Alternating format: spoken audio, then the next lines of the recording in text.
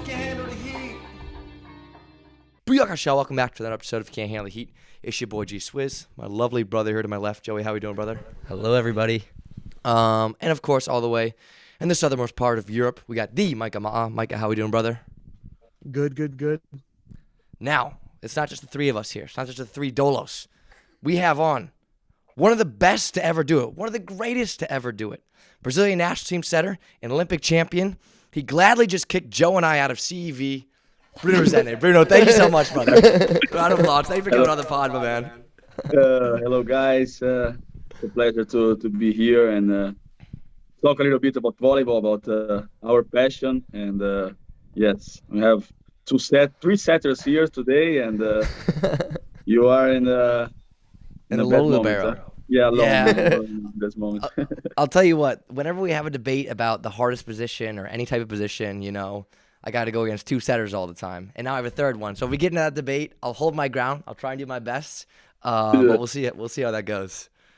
Okay. Man. Well, one thing that when we have guests on, one thing we like to do is we kind of start from like the bottom up, right? In terms of development when you're a child, young, like club or whatnot. Because I don't know if you know anything about like American club system and development, but it's completely different from the rest of the world. But one thing I kind of want to go into here, and this is gonna lead to a lot of questions that we have in terms of Brazil volleyball, is for the Brazilian system. How does club volleyball work? How do you kind of get into the sport, and how do they choose their junior national team in terms of development wise? Okay, it's really different. We have one of our physiotherapist of the national team in Rio 2016 went to US, and he's working there now, and he told me that how much are this difference in this system of the young guys. You know, we have in Brazil like clubs that you go to maybe to go just for, I don't know, with swimming pool and to do sports, you know, for every age, you know, even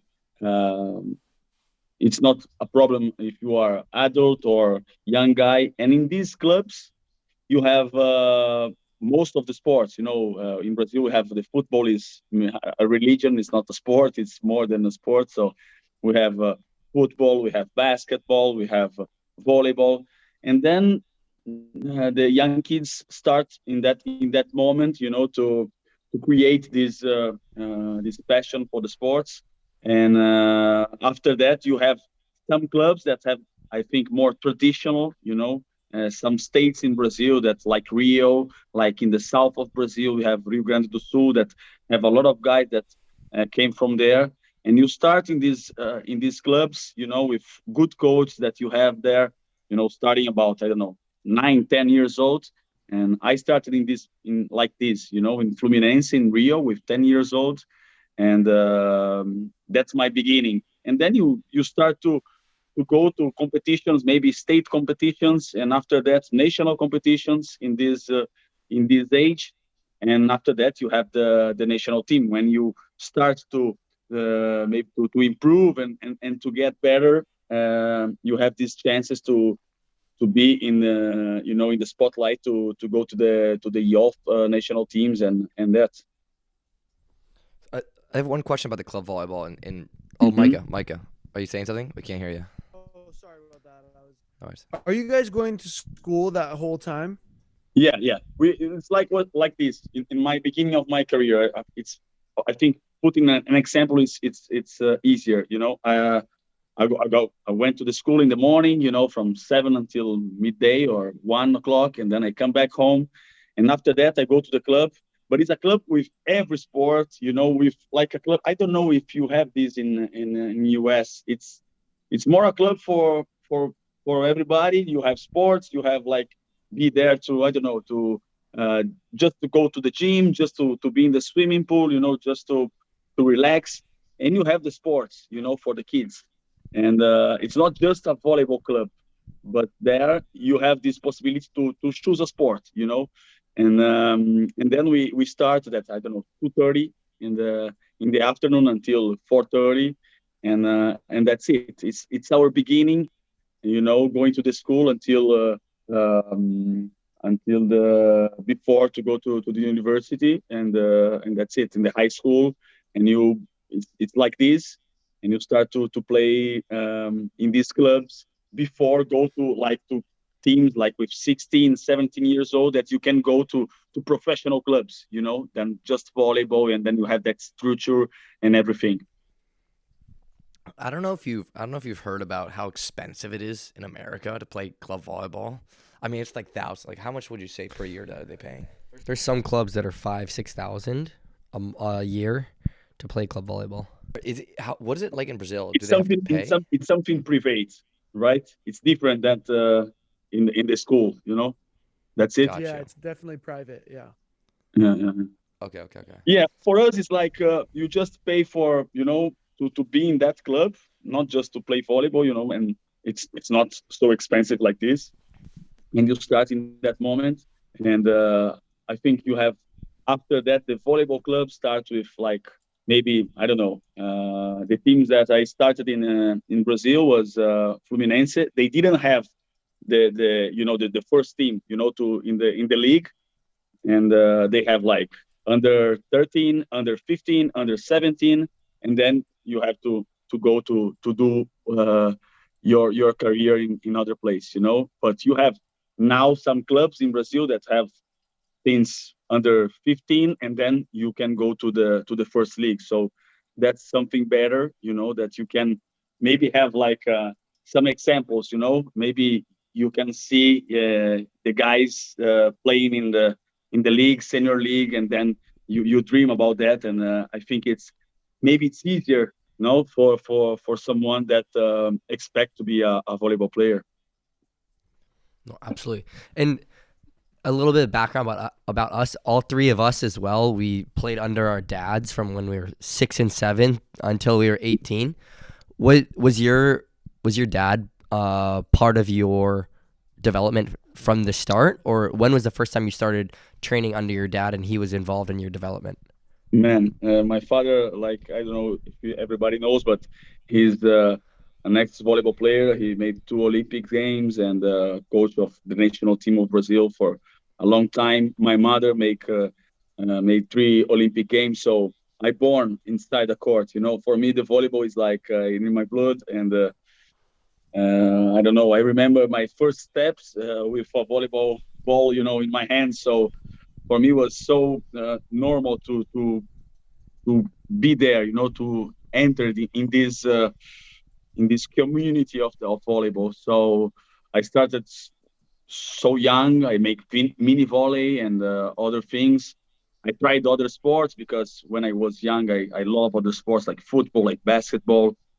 And but then when I was like 11, 12, I just like put in my head that I want to be a volleyball player, and that was the moment that my father really put like how can I say, not a limit that you are doing a lot of things, but if you want to be like successful in something, just try to decide in these moments what you want to do. So in that moment, I had I think 13 or 14 years old, and then I start just to play volleyball. And in that moment, I knew that it's my plan A, for my life, and I didn't know how to expect if not going, on the right side, because I was so passionate about volleyball that it's difficult to think about other things, But for sure, my father and my mother was so important in my development, and to know, because being in a career like they had, it's like to know the ways, to know the right way to go, and have them beside me was so important in this beginning. And he and your was your dad coaching your team from a young age, or he was No, just kind of in the background? no, no, no, just in the background. No, no, no. Never Okay, coach our teams. I lived in that okay, another city. I lived with my mom in Campinas. He was in Rio. But he was always, when I was playing or some match or something, he was there, to try to watch. And when we were like in the vacations together, we were like, training and practicing, and that's for sure how he was so important in my beginning. That's yeah, no, that's amazing. What for you? What was I always ask a lot of our guests about the development of them like individually and the system they come from. For you, from a young age, when you really started getting serious with volleyball, what are the elements in Brazilian volleyball at the juniors level that are like key elements and points that you see that are different from other countries, or part of the process, I guess, that are different and separate them from other countries? Yeah, I think first of all, this depends a lot of the coach, but for sure depends of the generation that the coach maybe uh, was in Brazil, And I had the coach that was uh, really creative. So I think he put in that moment some elements that are so Brazilian, things. It's like we play fast from the beginning of our careers, so uh, and a lot of attack, that like to be aggressive in the attack really fast. So these things are so important, and I think the techniques too. In Brazil we work a lot in our technique, like uh, the reception setting, even the middle blockers, try to have this how can I say, this handle better maybe than other countries, that I don't think that in Russia they are so, they give so much importance to be so, handle well the ball. I think they are more physical, and in Brazil this is so important in the beginning. I think these elements were I think that the key elements for in the beginning of our careers. So we're so when junior players kind of come up to us and they ask, "Oh, what's something we can like? What's something from a young age that we can do to kind of help improve our game, et cetera, et cetera?" We're big believers in don't just stick to. Let's say you play indoor volleyball, right? We're like, Mhm. don't just play indoor volleyball. Play beach volleyball. In America, they have grass volleyball. They have Mhm. 9-man like cement volleyball. They have all these different variations of volleyball, and we Mhm. say play them all. Play every single one and get good at all those. Is there something in Brazil, like society, that you have that you're like, okay, because there's so many Brazil players out there that are phenomenal, and you guys have such a good feeder system. Is there something that Brazilian players are also playing football or something like this that helps contribute to volleyball? Is there something? Yeah, yeah, I think so that we are so like passionate for sports that I have a lot of friends that came from football or came from basketball, and then you have something with the sport already, something about that sport that helped you in volleyball after that, and I think in the maybe in that beginning, it's so important what you told. Like, I'm from Rio, so in my vacations, I was in the beach every day. So I was playing with my friends in the beach volleyball, and 2 against 2, 4 against 4. It's something that you can improve in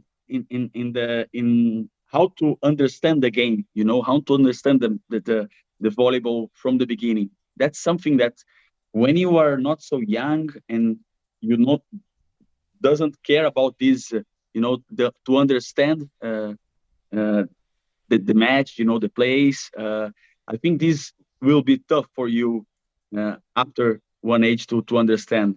That's what I'm seeing in this new generation that are coming here in Italy.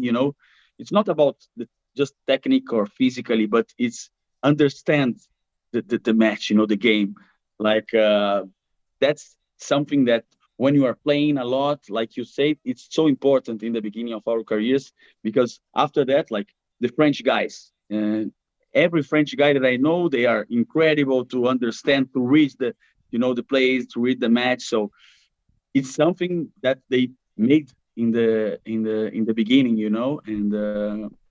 and I think that we have to put in this new generation these things, to the young guys. We have to tell them this.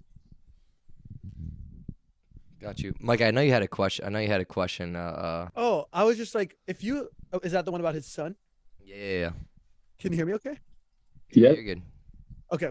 Well, I was just wondering, like, sorry, I'm on the hotel Wi-Fi. I was wondering if you had a son, what would like, and he's like, Dad, I want to be the best setter in the world. What would that like progression look like for you? Is there anything like different in his life that you would put in, like make him play football or capoeira or like have him do chess or like, is there anything like that? And then while he's developing, what would be the important things as he tries to learn volleyball that you would be teaching him that somebody necessarily didn't teach you in the beginning that you would want to know? Mhm.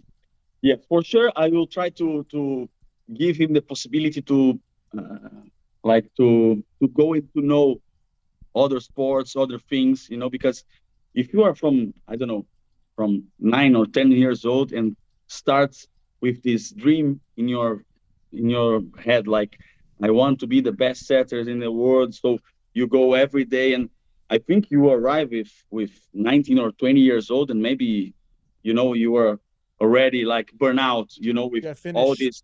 Yeah, you Yeah, are yeah. finished. So in the beginning, you have to do just for fun.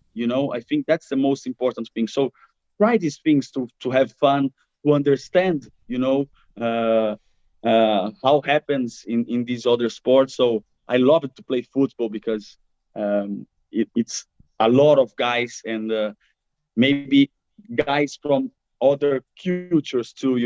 Like in Brazil, you are playing with guys, like guys that came from favelas or something like that. That in volleyball you can play again together too, but it's maybe not so common like in football. So you understand when this guy is, you understand how much for him is important that, and I think these things to understand every sport that you are playing, with who you are doing, and for sure these sports with other guys, collective sports are so important to have this. Um, to get this team spirit, and that's so important. And I didn't change anything that I did, for my son. Just you have to try everything that you want, that you have passion, that you like in that moment, that you have fun. And when you have 14 or 15 years old, I think that in that moment you have to choose something that maybe you have more. Maybe you are more in love, or you have more talent. It's your choice. My father told me that you can do whatever you want. I'm not telling you that you have to play volleyball. It's just to decide in this moment, because if not, maybe you are wasting time to be better. And that's it. I didn't change nothing that I did, with my son one day. Well, we like my brother stated, we were all coached by our dad, and one thing we noticed about all our dads is that they're twice as hard on you for two reasons mainly. Because one, they got to prove to the other players that they're not going soft on you, and two, your dad's just gonna be harder on you. Like my brother, he'd kick me out of practice. He'd make my brother walk home from practice. He'd make me run 200 laps for not well. Apparently I was late, but I wasn't late, and I know I wasn't late. And then it continues to the house. So was that kind of the same case with you and your dad? Was it like one of those things where it was like, you know what, he kind of had to prove a point, especially when you were kind of first, making a name for yourself? Is that something you had to kind of go through? Yeah, man. When I started in the national team, he was the coach, so I understand what you are talking about, And I was the younger guy. I arrived in the national team 2006, and that generation of Brazil have won everything. They won Olympics 2004, they won World Championship 2002, and I was arriving like third setter because I won the Brazilian league my first time in 2005-06 in that season, and then he called me, for the national team. And I was there, like 20 years old. For me, it was a dream, coming through with Jiba, with Sergio, with these guys.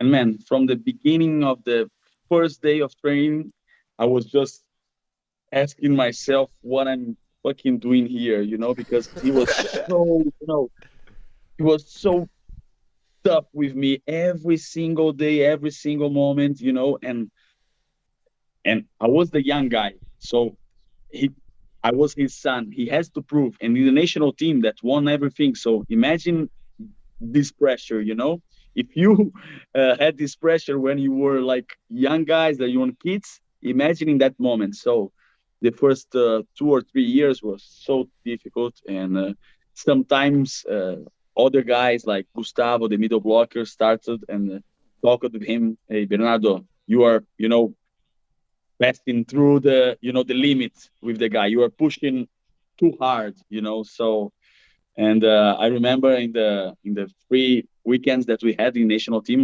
we normally in Saquarema in our press season, we like to Sunday until Friday, and then we go home, for the weekend. And I was never at home because I didn't want to see him, I just want to go whatever, but not with him, So in that first 2 or 3 years with him was tough. But I understood that it's not easy for him too. I can imagine for your dad in the beginning. So you have to prove, and you want that your son uh, understand that like he's pushing into the limit is for your growth. So that's it. It's difficult, but in the end, we understand.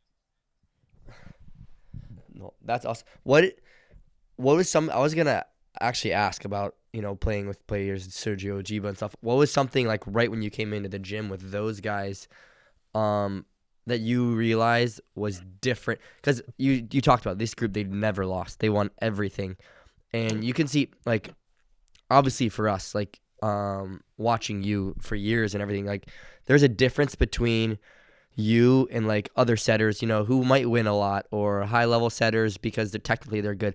They're just like our coach spoke about the other day, and he like used a perfect word, like a champion. Like what elements about from Sergio, Jiba, players like that, Gustavo, all these guys that you play with, did you pick up from?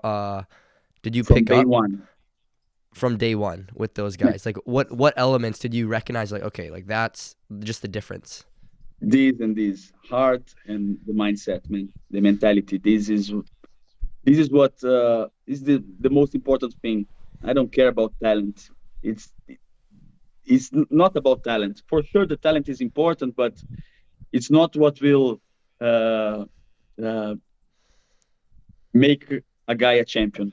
It's not about talent. It's about your mindset, it's about your mentality, and it's about your heart. And from the first day, man, this guy didn't need to be at 7:30 in the morning in the gym, and doing what they were doing in that moment. And when I saw with my eyes that thing, when I was there, I realized it that, man, it's not a cause, that it's not like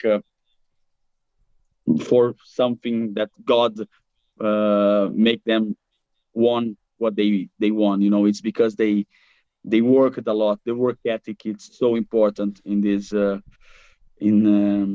high level sports, and they had that like 7:30 in the morning in the gym until 10:30, and then in the afternoon 2 hours and a half. That was their philosophy, for my father or the staff, and they took that for them and work it, So in that first day, I realized that that's the most important thing for sure. I saw a lot of really good talents, guys that came to the national team, maybe from the preseason or something, that didn't enter in the group because they just didn't have that mindset. They weren't so like passion or of that mentality or that philosophy didn't catch them. So like naturally they were like going out, and with good talents. And that I understand that, man, the most important thing is the mentality, is the mindset, work ethic, and for sure is something that I'm always trying to inspire the other guys, the young guys. That's the most important thing in our sport. Who would you say out of everyone you either played with or played against is the biggest competitor and had the most competitive edge, um, in all your years? Man, these guys, when we were in the training or after that playing against it, they were tough, man.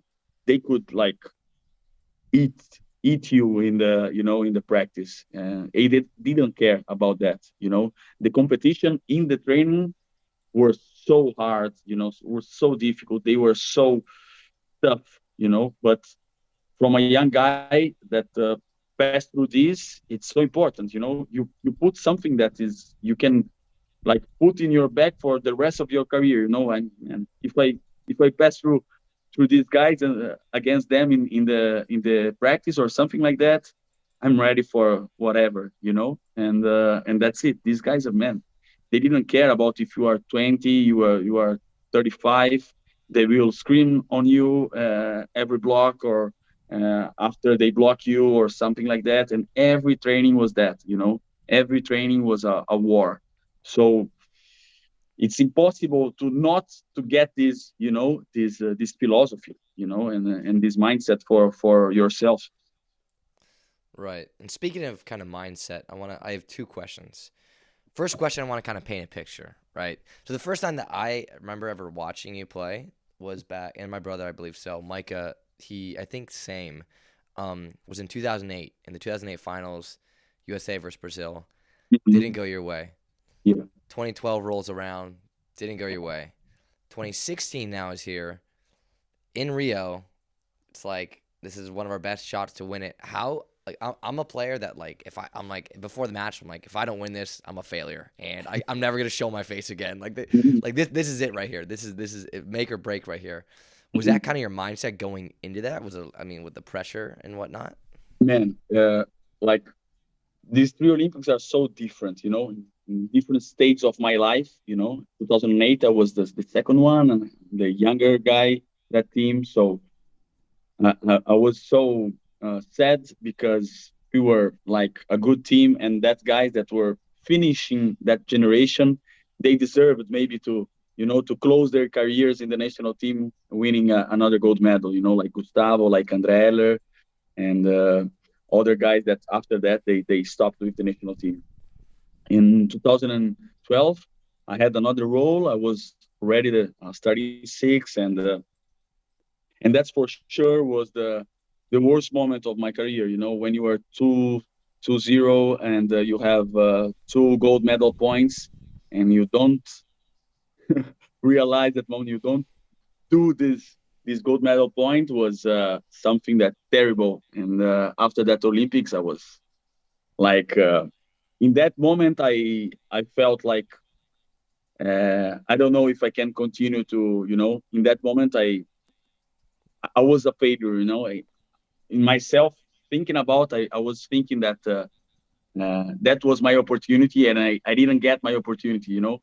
And in that moment, after some weeks, I started to work with a mental coach, a sporting mental coach to understand better my emotions and everything. And I started to prepare myself for the other, for 2016, because in Rio the pressure was like um, twice that I ever had in my life, because in Rio, with your people on the gym, on the hall, and expecting on you to win again. So that was a big pressure.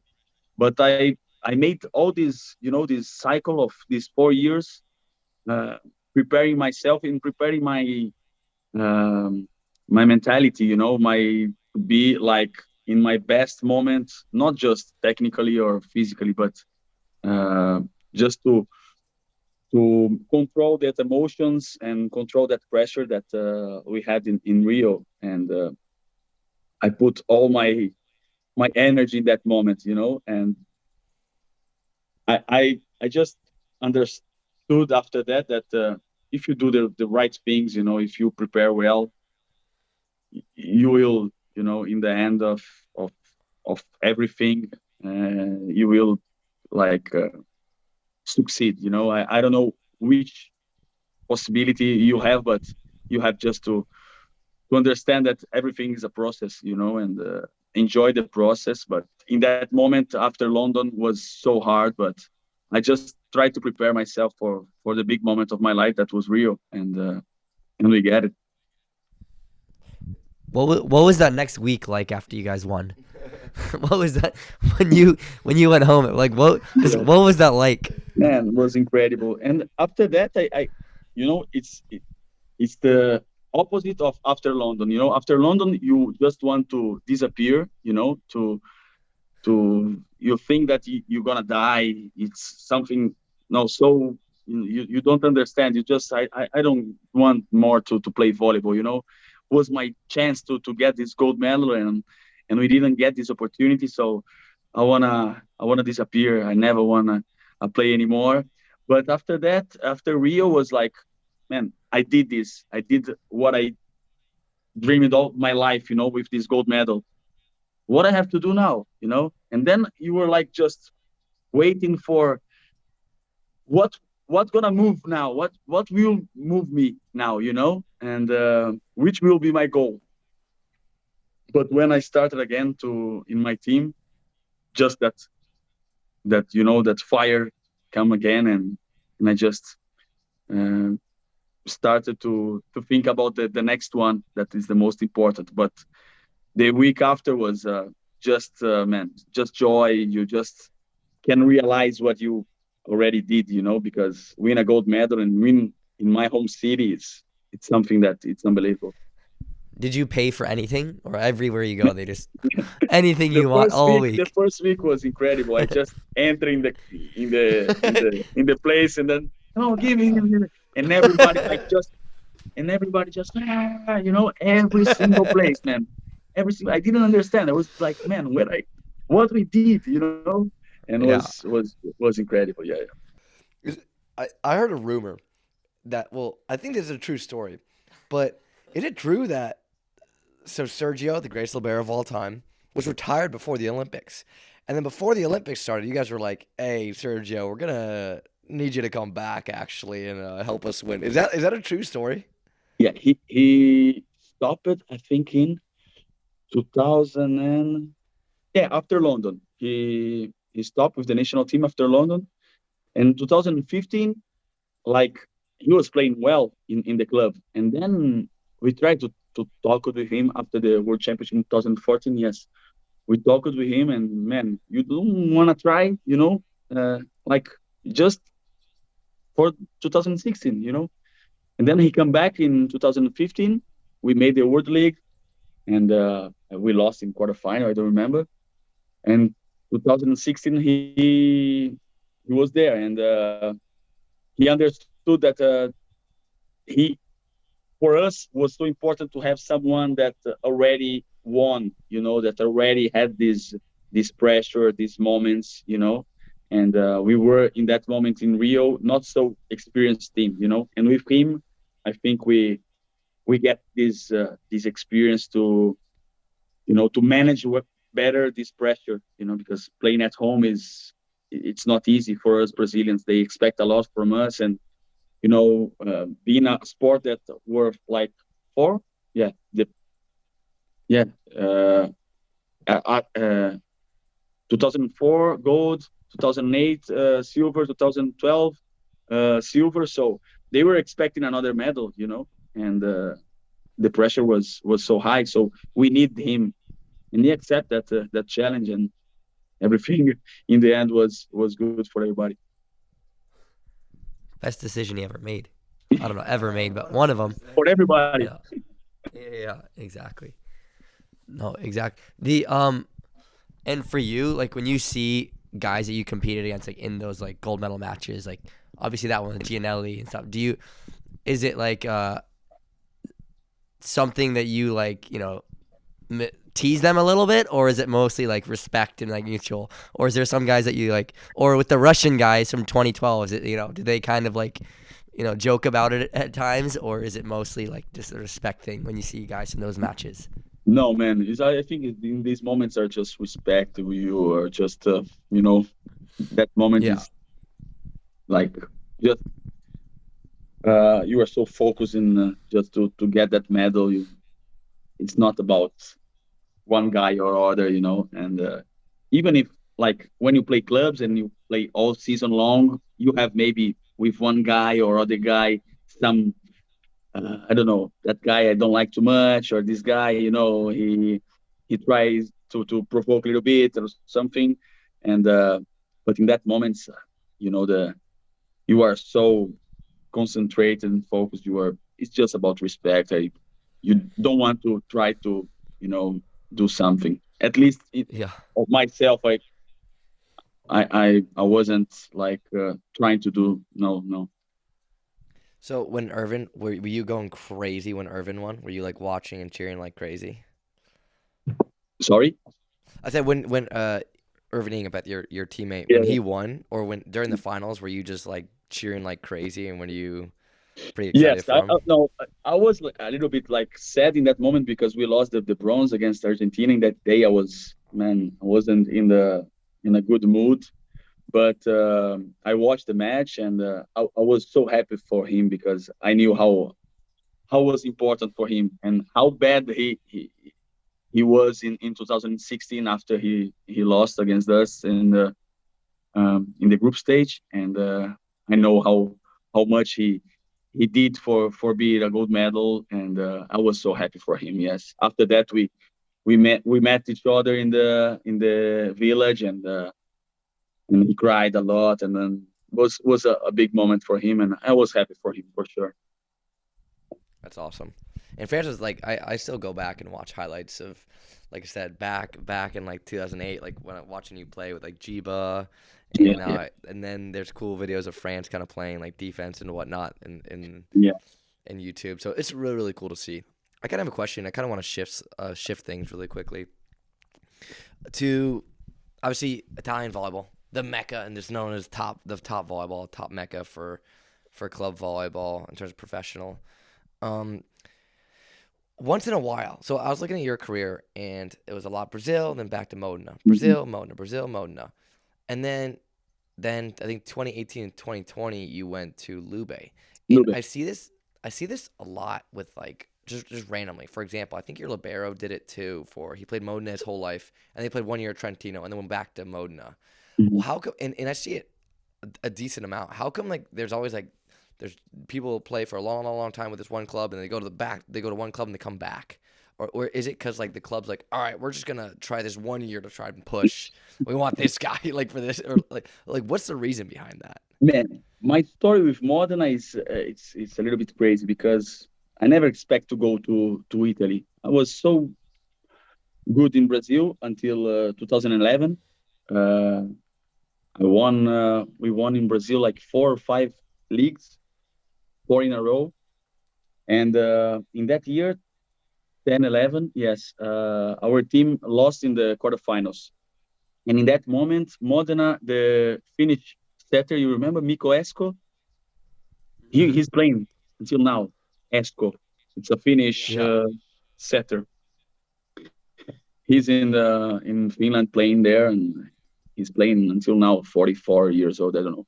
He was the setter of Modena, and he broke, I think, the hand in that moment.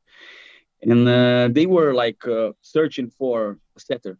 And my agent called me, Bruno, you want to come just to play the playoffs? The team is like in fifth position or sixth. You want to play? And then I came. And in that moment, I understood how big is the Italian league and how big is Modena, 4 clubs. I understood that. I played like Olympic Games, World Championship with Brazilian team, with in the best gyms in the world, but playing for a club, like Modena, like in these gyms, it's incredible. And with this, with these fans and everything, and we made like we went to semifinals. We lost in 5 games against that team of Trentino that had like Juan Torena, Kaczynski, that the best team in this decade, I think, in Trento. And we lost in the fifth match of the semifinal. And I had my contract to Brazil, so I just play that playoffs and I come back. And but in that moment, I just realized that how big is this league and how big is this club. So I want to come back in one day. And then they call me in 2013, in the end of the year, and then I come back, and I played for 2 seasons and a half, and we won the triplete. We won everything here. But I have something. The Brazilian guys, we are so close with our families, our friends, our country, and I just miss my country. I just after the Olympics of Rio, a lot of pressure and everything. I just want, to play 1 year in Brazil and stay calm, stay relaxed, just enjoy my life, not just volleyball. And I come back to Brazil. And I come the year after, Modena didn't have good results, and they called me again. And then I come back. But in that year, I had a not good coach that we didn't have any relationship. That was Stoichev, the guy from Verona now, and that's why I went to Lube. And then I went to Lube because of the coach, because I didn't want to leave Modena. Uh, but that was a problem of in that moment, and but I don't know why this happens, but for sure I have a lot of comebacks from to Modena. But this is I have this like this love for the club, for the fans, for the cities. It's amazing. Play here.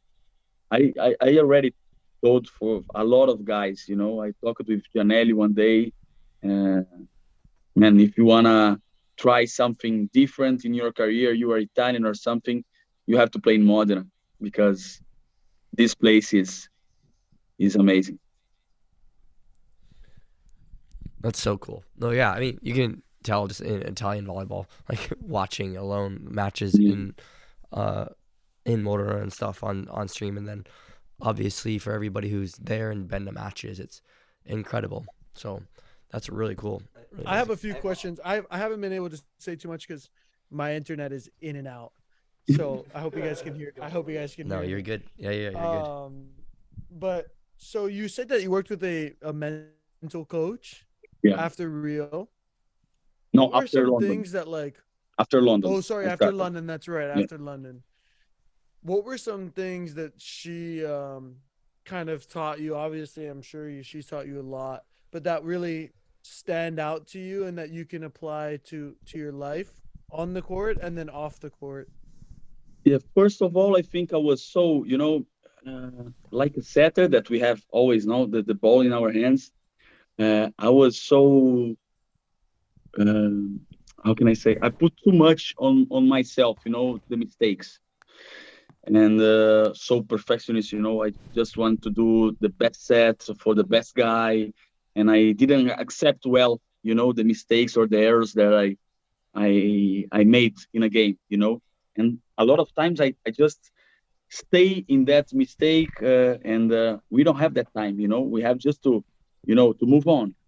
Our position is so the game pass through us, so you just have to keep going. You cannot just have this mistake or this error inside your brain, and that's one of the things that was so important to me, just to be more relaxed about this. It's normal. Everybody can have a mistake, and can be more relaxed to play. And I started to be, even in my life like this, I was so tough with myself. And now I'm much better with this, and that's, I think, is the key element. I think in all we have a lot of conversations or emotions that we have to control, to manage, but I think this is one of the most important things for my career, for a setter, because a lot of times you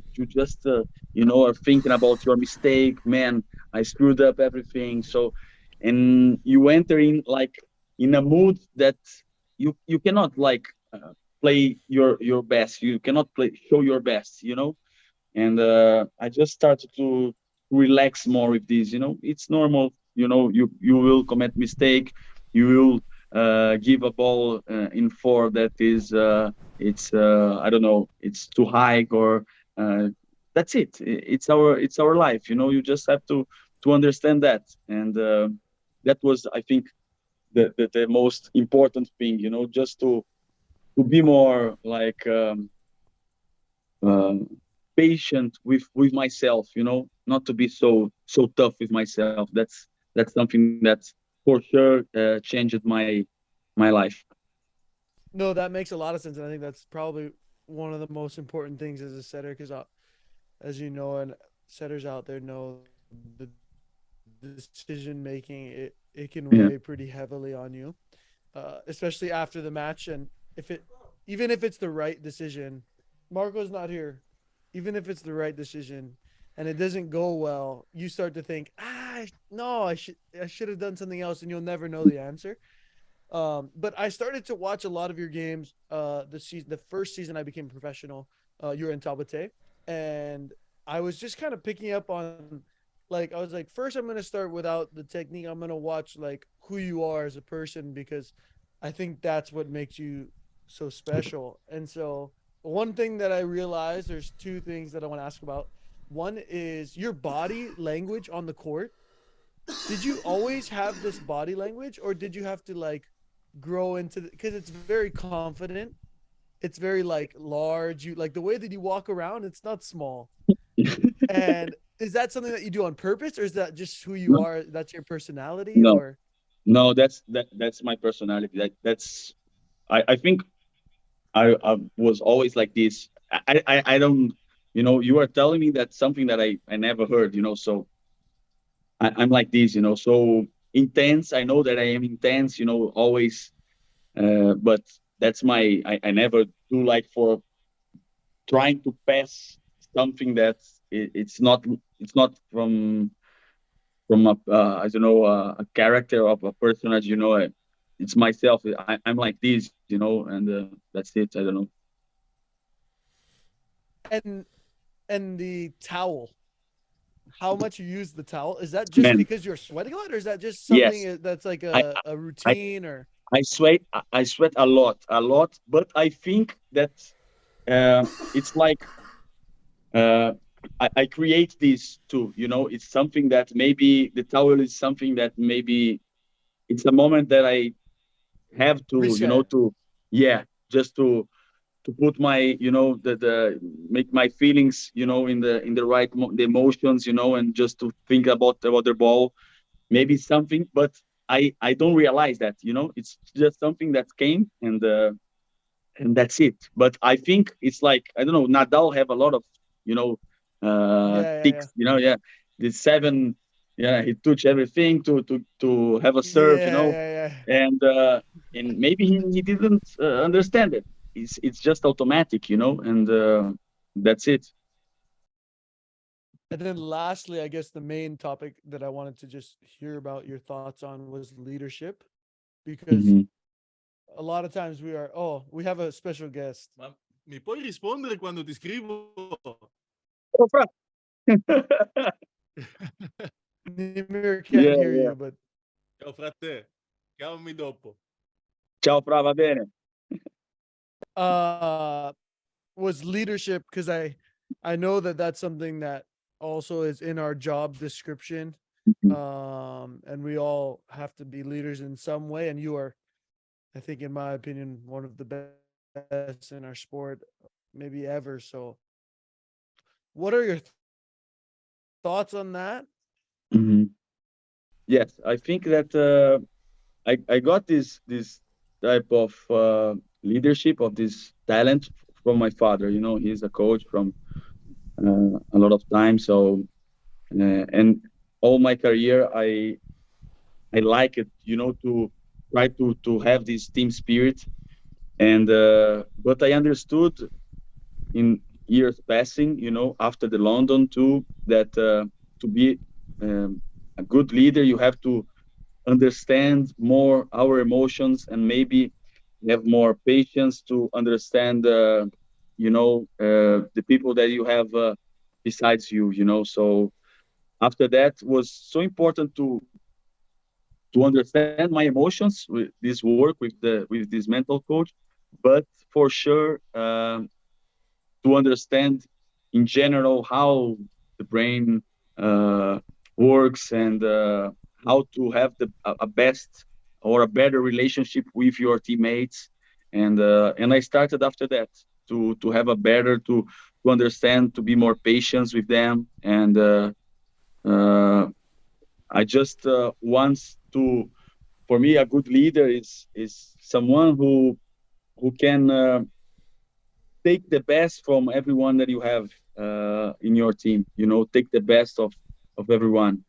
Maybe Micah, you have to be like I have to be more patient. I have to be like someone that gives you just positivity, and maybe Gage, I have to talk with you or scream on your face, to get your best, and you have to understand who you have um, in your team. So that's not an easy job, and I did a lot of conversation with my mental coach. I read a lot of books about emotional intelligence, about leadership, about everything to try to be the best leader that I can. Because maybe I don't think that I'm the most technically setter, and I'm not the most physically setter.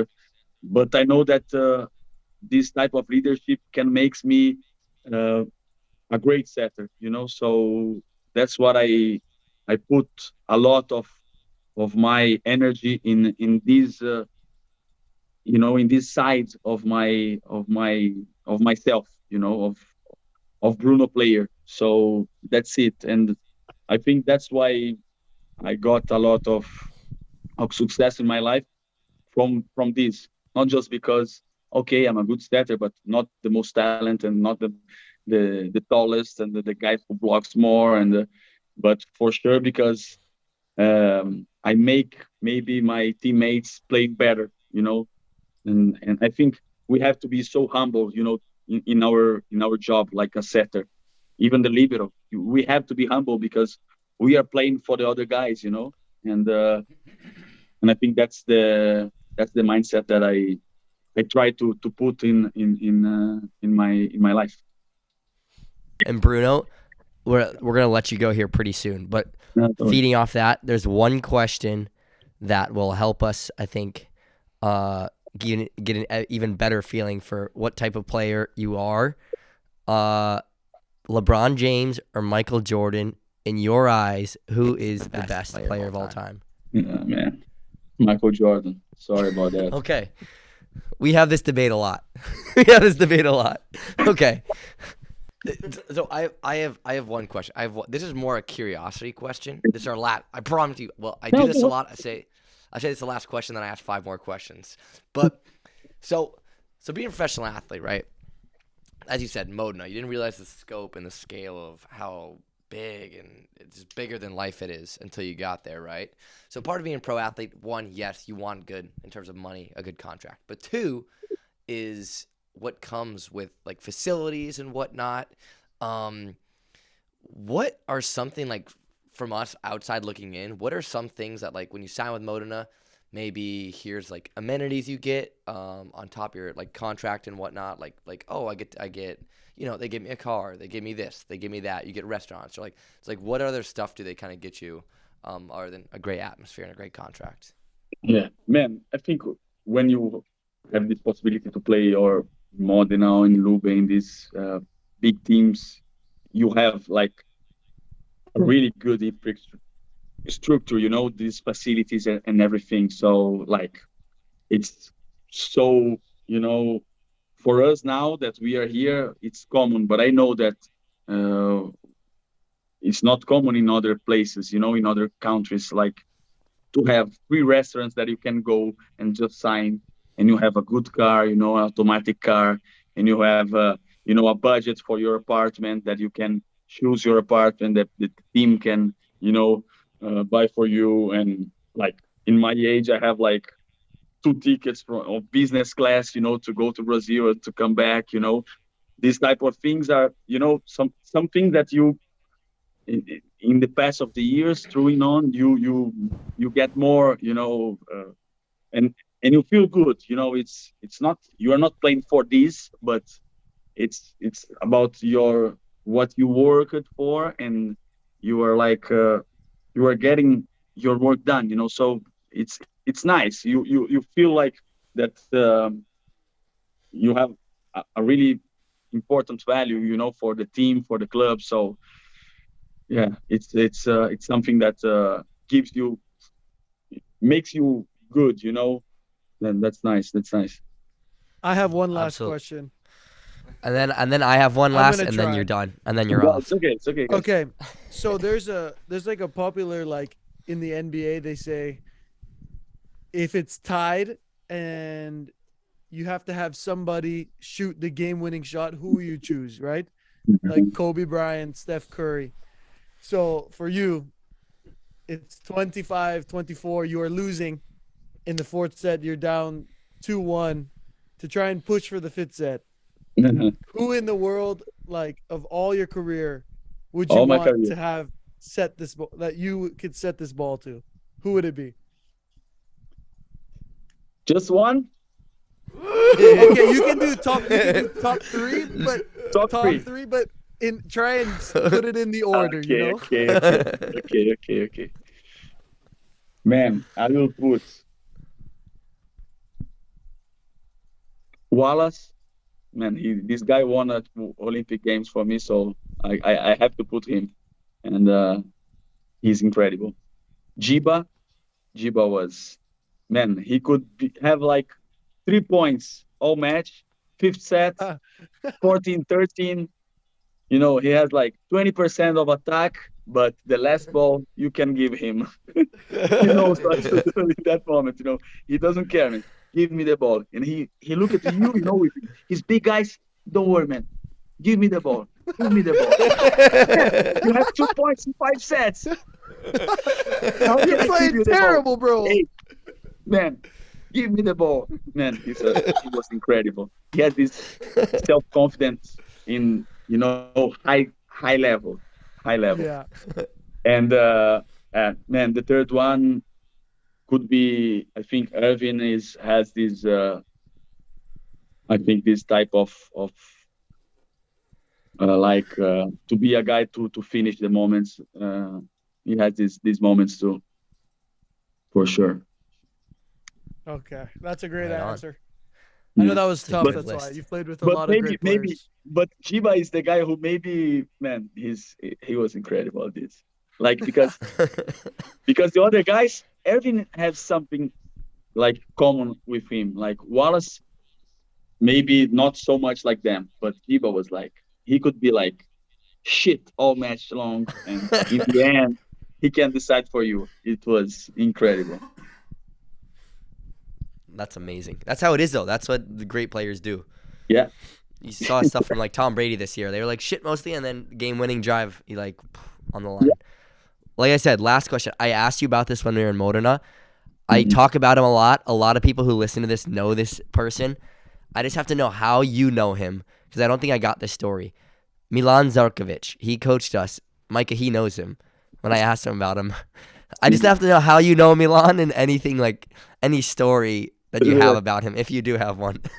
Man, we were was my first year we were under 19. Yes, I think under 19.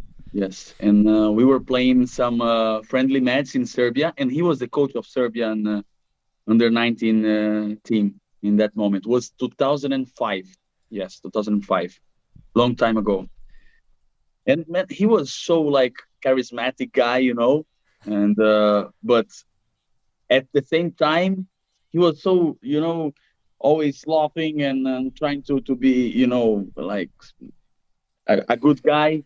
But when entering the courts, he was like a lion. And our coach was the same. And then they were friends, but in the same moment, every friendly match, they were like, you know, fighting. And oh, this ball is inside, man. And almost, you know, get, you know, to fight, to, you know, to punch each other. And we were there, you know, the guys, the players, no, please, don't, you know, Year-olds are man. separating the. Man, separating and no, it's okay, man. It was a friendly match. We are like, don't worry, it's okay.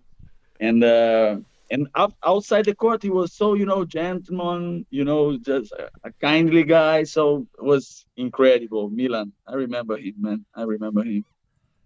That's awesome.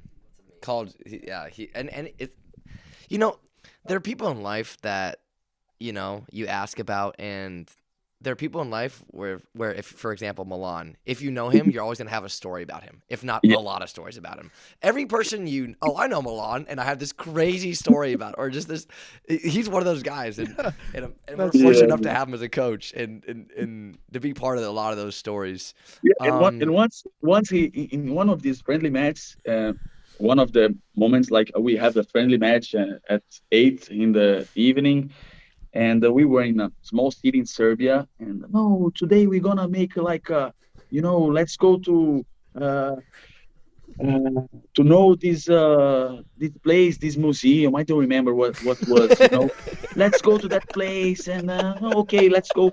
Man, I know we made like 3 hours in bus. Everybody was like, man, 3 hours by bus, and then we were there to look something and just come back. And he was so, like with full of energy. Guys, this is the place, man, and we just want to go rest and to go to the match.